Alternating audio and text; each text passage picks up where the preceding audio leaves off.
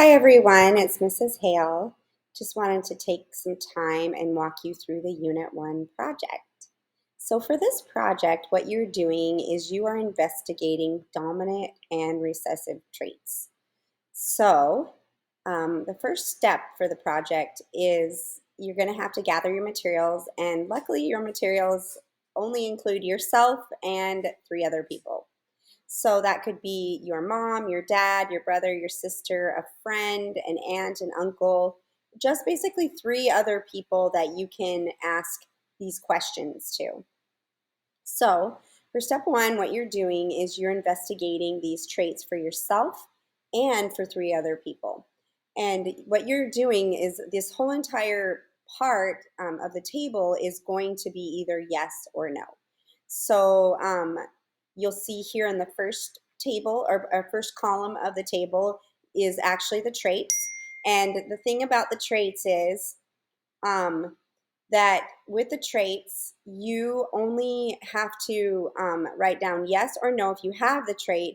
If you're not sure about the trait and what it looks like, you can always click on the links and it actually shows you the trait. So the first question is, do you have a detached earlobe? So what does a detached earlobe look like? So you can actually click on that link and it will show you what a detached earlobe is. So you would write yes if you do, and then no if you don't. If you don't, and then obviously the same thing for the other 3 people. So then you're going to go to the second trait, and you're going to do the same thing. Can you roll your tongue? Not sure what that looks like? You can click that link. Yes if you do, no if you don't, and then again investigating that for 3 other people. And so after you're done with this first section, you should have all yeses and nos filled in for your chart, whether or not you and the other 3 people that you are investigating have these traits. Then for step 2, you're going to count those. So how many yes answers did you have for the detached earlobes? You're going to write that here. How many no answers? You're going to write that here. Then you're going to do the same thing for the rolling of the tongue and the dimples and so on. You're going to do that for every one of your traits. So number of yeses and then number of nos. Then after you're done with step 2, you're going to analyze your data. So now you're going to be looking at your data. And you're going to be answering these questions. The first question is, in your group, which traits were dominant that showed up most often? List them below. So you're going to look at your step 2 at your table, and you're going to see which ones of these traits had the most yeses. The ones that had the most yeses are going to be the most dominant traits. And so you're going to list those here for number 1. Number 2 says, do you think your results are true for larger groups of people? Why or why not? This can be just something that you think through on your own. Maybe you investigated your sister and brother and yourself and maybe your mom. And so it makes sense that you would all share similar genetics. So you could comment on that saying, hey, we only investigate our family, so maybe not. Or if you investigated your friend and yourself and maybe your aunt and somebody else that's not related to you, maybe your conclusion might be, well, maybe this does represent what most people have as far as dominant and recessive traits. Um, and again, remember, a dominant trait is the one that occurs the most often in a population, whereas the recessive does not, is not as often. So again, that's where we're kind of getting at, is trying to figure out what traits are most dominant in a population and which traits are most recessive, which we're going to see that in a minute in the last table.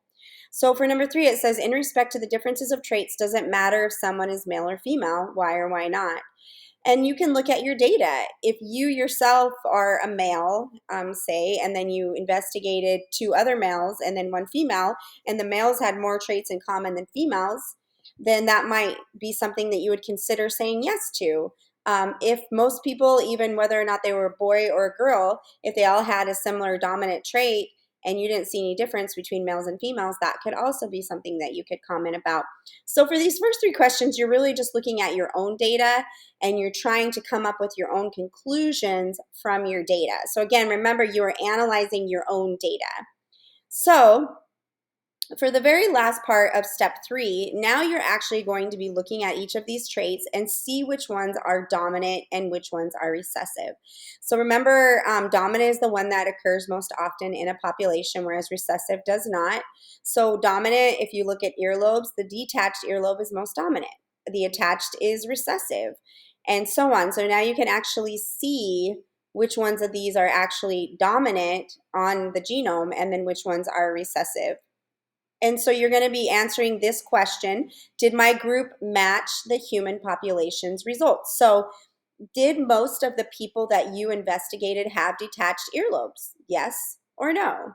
And so you're going to be putting that into the box. Yes if they did, no if they didn't. And you're going to do that for each one of the traits, looking at your old data. Again, we're analyzing our data. We're trying to decide, does our data match up with what the human population data shows overall, and which traits should be dominant and which traits should be recessive, which traits should show up most in a population and which traits don't show up as much in a population that are recessive.